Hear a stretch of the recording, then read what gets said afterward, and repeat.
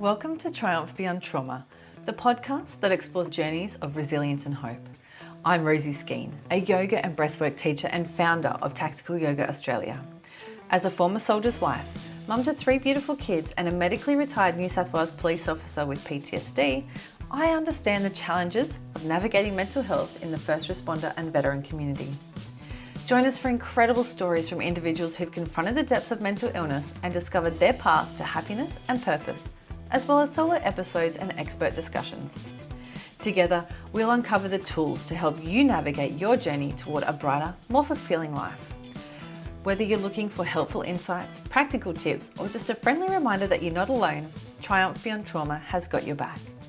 You matter, and your journey to a happier, more meaningful life starts right here.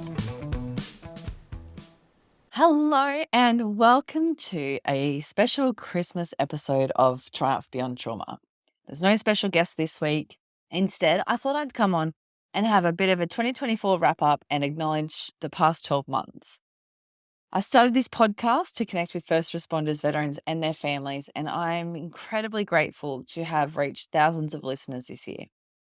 With well over 5,000 downloads now, that's more than I could have imagined in the first year, and I'm really thrilled. This podcast is a labor of love, and it is wonderful to know that it is reaching the people that I want it to and that they're benefiting from it. I've received countless messages telling me that my story and those of the guests that I've had on have resonated with them. They're feeling validated. They feel like they aren't going crazy in what they're feeling or going through because we've shared our journey. And that's the power in sharing lived experience. The absolute power in being vulnerable and sharing your journey so that others don't feel alone in theirs. There was just one goal when I started this potty, and that was to show first responders, veterans, frontline workers, and their families that they aren't alone in this journey. There are others that have walked the path before you, and there are those that walk the path alongside you. And the thing that really matters is that you put one foot in front of the other and find strength to stay. We have had some absolute cracker episodes and ones that have really touched listeners in one way or another. I know that many of you really resonated with Sarah O'Brien's raw and deeply emotional episode about what it looks like for her living alongside PTSD. Sarah gave us an incredible insight into what it looks like to be the partner of someone navigating PTSD with suicidal ideation, navigating the often brutal workers' compensation system, and how all she really wants to do is to keep her family together and safe. I've had many partners reach out and talk to me about Sarah's vulnerability and express deep gratitude that they have felt seen, and also from those living with PTSD that they have a new appreciation for the people that live alongside them on their journey. For me personally, I felt that Sarah is just so powerful and really gives a voice to those who may have never felt heard before. Episode 27 with Melissa Undell was explosive, and I received a lot of appreciative feedback from people after listening to this episode. Melissa, a New South Wales workers' compensation solicitor, gave us a detailed rundown on the workers' compensation system and process in New South Wales, and used New South Wales Police Force as an example to describe what that looks like. From the initial P902, or incident notification, to discharge and beyond. Melissa explains what potential claims may be available and how best to go about that. This episode came at a time where New South Wales Police had very recently been informed of their end to their TPT entitlements. I know a lot of people had left policing due to their mental health, and Melissa really helped to make things incredibly clear, and as a result, ease a lot of anxiety for people. I know for myself, when I left, I had zero information on any processes at all. So this is something that I felt really passionate about bringing to you guys. The most popular episode by a country mile was episode 35 featuring Cheryl Leung, or my mate Chungi. Chungi was so open, honest, and completely vulnerable in sharing her journey, not only with PTSD, discharging from New South Wales Police and the challenges that could be, but doing that all while caring for and ultimately losing her amazing partner, Tony, to multiple myeloma. Her journey absolutely breaks your heart, but her resilience is inspirational. Cheryl has every reason to hate the world, and I'm sure that on some days she absolutely does. But her grit and determination to keep pushing is nothing short of fucking amazing, and I'm so incredibly proud to have her as my mate. Of course, all of the episodes are amazing. I've enjoyed recording each and every single one of them.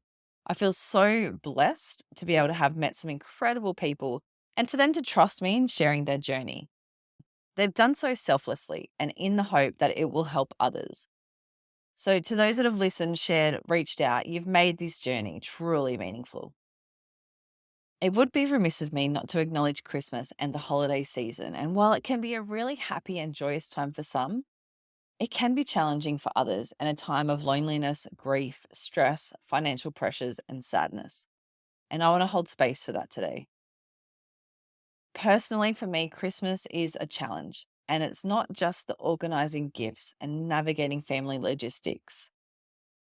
My dad's last Christmas was spent in hospital. And although we spent time with him there, I know how devastated he was that he couldn't spend the day with us that one last time. I think this is something that I will carry with me for the rest of my life. And I always allow myself the space to cry and to remember him and the time I got to spend with him over my lifetime. I find it actually really difficult to experience the joy of the day some years, knowing that he isn't here to share the experience with us. But I guess that's grief, right? Like it always sits with us sometimes at the surface and then sometimes a little deeper down. So if you find yourself in a moment of grief or sadness or loneliness this year, I hope you can show yourself a little kindness and compassion to feel the feelings and move through the emotion. But please also do the things that are good for you and bring you happiness. If financial or family pressure is weighing on you, consider setting some boundaries. As someone who used to be a bit of a yes person, I know how hard this can be, but learning to set boundaries has been incredibly transformative for me. It shifted me from feeling like a doormat to feeling empowered, allowing me to protect my mental and overall health. Please let me be clear, setting boundaries doesn't mean you can be unkind or dismissive or an asshole. You can hold your ground and approach it with kindness. A good first step might be to take some time to reflect and journal about what would help you feel more empowered. For example, you might decide not to buy gifts for adults in your family, focusing instead on gifts for kids or participating in Secret Santas to limit financial strain. You might want to set specific times to spend with family or friends, giving yourself clarity on when you will arrive and leave. Or maybe you just simply want to start saying no to things that you truly don't want to do, freeing up time to focus on something that really nurtures you. Boundaries aren't about shutting people out, they're about taking care of yourself so that you can show up as your best self. So, 2024 has truly been a year filled with incredible highlights, and I cannot help but feel a deep sense of gratitude and pride as I look back. One of the most significant milestones, other than this podcast, has been the launch of my program, the First Responder Mental Wellness Method. After a couple of live launches, I decided to make the program available all the time, or evergreen, as they say, so that people can join when it suits them the best. And this has been a fantastic change. Having people come into the program and put in the time and effort to change their lives is incredible. And seeing the amazing results people are achieving has been nothing short of inspiring. It is such a privilege to play even a small role in their journey towards mental wellness and recovery. Hearing stories of transformation and witnessing how this program is changing lives, how it's giving people real tools, tactics, and strategies to navigate their mental health with strength and confidence has been so rewarding. What makes this even more special is knowing that the years of training, researching, refining, and creating have all led to this moment. To see the program finally come to life as something tangible, something that's making a real and lasting impact, fills me with a pride I just can't even put into words.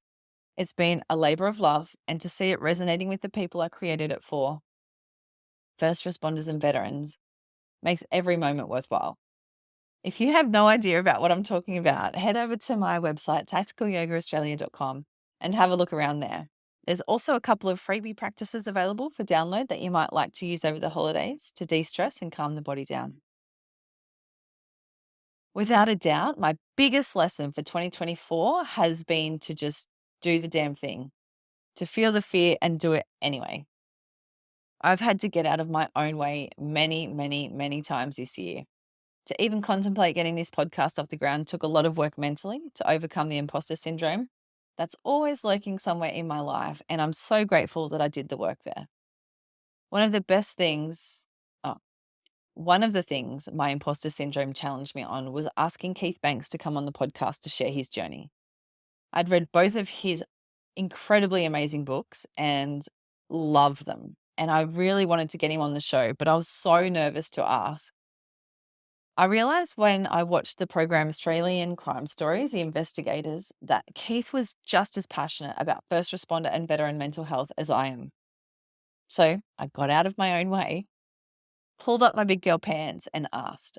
And he said yes immediately. And when I pulled myself together after being so excited, we recorded episode 30. I always remind myself of this when a little imposter tries to come and sit on my shoulder, that putting yourself out there, even if it ends in rejection, is much better than the regret of never asking. So, if there is something that you have wanted to do or something you need to say, here is your sign. Flick that little imposter off your shoulder, feel the fear, and bloody do it anyway. The things that I've mentioned here aren't to gloat or show off because that's absolutely not my style. These things matter to me because it all ties back into my mission and that of Tactical Yoga Australia, and that is to empower first responders, veterans, and frontline workers to improve their mental wellness and reclaim their lives.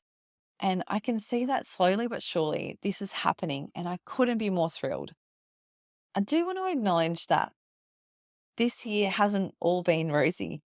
I've experienced sort of my deepest, darkest depressive episodes yet, and it came completely out of the blue, catching me off guard. And to be honest, it's not entirely over. Navigating PTSD and major depressive disorder is really tricky. It's messy, it's unpredictable, and far from linear. I don't always have it all figured out, and I really want to be honest about that. What's helped me, though, has been staying aware, doing the things daily that I know support my mental health, and leaning on the systems and people that I've put in place to get through moments like this. It takes time, patience, and a whole lot of empathy towards myself, and I know that I'm going to come out the other side, even if it feels slow at times. Depression has knocked you for 6 this year. Please know that you're not alone. I'm right there with you. And while it may feel relentless, I promise there is a way through. Keep showing up for yourself, even in the smallest ways. You are stronger than you realize. And remember that you don't have to figure everything out today. If you need to call someone, there are lots of resources in the show notes. They're there every single episode. And there are details for Lifeline, Black Dog Institute, Kids Helpline, Q Life, Men's Line, the Suicide Hotline, and many, many others. So please make use of these services if you need them. So this one is going to be the last podcast episode for 2024. I'm going to take a little teeny weeny break next week. So there won't be an episode release, but don't worry. I'm going to be back to kick off the final 2 episodes of the season on Gen 7. After another little break, we're going to dive into season 5, and I just couldn't be more excited about that. Already lined up some incredible guests for next season, and I'm just thrilled to share their stories with you. Looking ahead, I'd really love to feature more defense veterans, firefighters, paramedics, and other frontline workers and professionals. So if that's you, or if you know someone who might be interested in sharing their experiences, please send me an email. I would absolutely love to hear from you. As we wrap up 2024, I want to take a moment to reflect on how much I'm looking forward to the year ahead. 2025 is shaping up to be an exciting time for the podcast, which I said will move into its 5th season, and with even more amazing guests and valuable tools to support your mental health and well-being. I'm also hoping to release some new mini courses, short practical programs designed to help you take control of your mental health journey. These courses will be perfect if my full-time program feels a little bit overwhelming to start with. They're meant to introduce you to the core tactics I teach and then to give you a simple, accessible way to dip your toes in. For me, 2025 is all about building deeper connections, empowering more people, and ensuring that no one feels like they have to navigate their journey alone. As we close out the year, I just really want to remind you to take care of yourself during this busy season. Drink water. Be kind to yourself. Breathe. Take things one step at a time. If you need to step away, take the moment. You're allowed to rest. Try some simple practices like breathwork, yoga, or mindfulness, like I have on my website for free, and tools that can ground and refocus you. Wherever you are right now, know that tomorrow is a new day and it's full of opportunity and strength. Remember that you're not alone. There are people who care deeply about you and want to see you thrive. Take this season at your own pace and give yourself the gift of kindness and care. If you've been enjoying the podcast, I'd love for you to reach out. I love hearing from you guys. Whether it's to share your thoughts, recommend a guest, or just say hi, I'd be thrilled to hear from you. Don't forget to share the podcast with someone who might find it helpful. Remember, we're building this community together. I really want to thank you so much, so much for your support this year. I cannot wait to see what we are going to achieve together in 2025. And lastly, my final thought is please don't forget to tell the people who mean the most to you how you feel. Life has a way of speeding by, and as my friend Sean Phillips says, make it weird. Yes, it might feel a little bit awkward at first, but expressing genuine love and appreciation is one of the most profound gifts you can give, not just to others, but to yourself. Our time here is so temporary, and there's something incredibly powerful about acknowledging the people in your life and letting them know what they mean to you. Don't wait for a perfect moment because sometimes that moment never comes. Instead, you can end phone calls with friends or family by saying, I love you. It might catch them off guard at first, but imagine how deeply those 3 words could resonate. When someone crosses your mind, send them a quick text or leave a voicemail. Let them know that they've been in your thoughts. Sometimes a simple, hey, I was just thinking about you and I hope you're doing well, can brighten someone's entire day. Take a moment to look someone in the eyes and share what they've brought to your life. I really appreciate you, or you've made such a difference in my life, can be words they carry with them forever. Don't let the chance to connect slip away. None of us want to stand at a celebration of life filled with regret for words unspoken or gratitude left unsaid. Choose to celebrate people now while they're here to hear it. You never know the ripple effect that those small acts of kindness and vulnerability might have on their day, their week, or even their life. So yes, say it often, make it weird, be the one who says the thing, who goes the extra mile, who makes sure the people that they love know that they are loved. Because in the end, it's not the unspoken words that will comfort you. It's the ones that you had the courage to share. Please take care of yourselves, drive safely, and I will see you in 2025. Merry Christmas, everyone.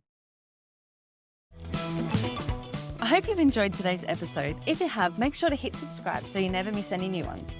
We release fresh content every Tuesday. And while you're there, take a moment to leave us a review. I would genuinely appreciate your thoughts. Don't forget to connect with me on Instagram and Facebook at Tactical Yoga Australia and share this episode with your friends, family, and workmates to spread inspiration. Your support means the world. My name is Rosie Skene. Join me again next week for another empowering and positive episode of Triumph Beyond Trauma. Until then, be kind to your mind and trust in the magic of your consistent and positive efforts. Triumph beyond your trauma is closer than you think. Have the best week.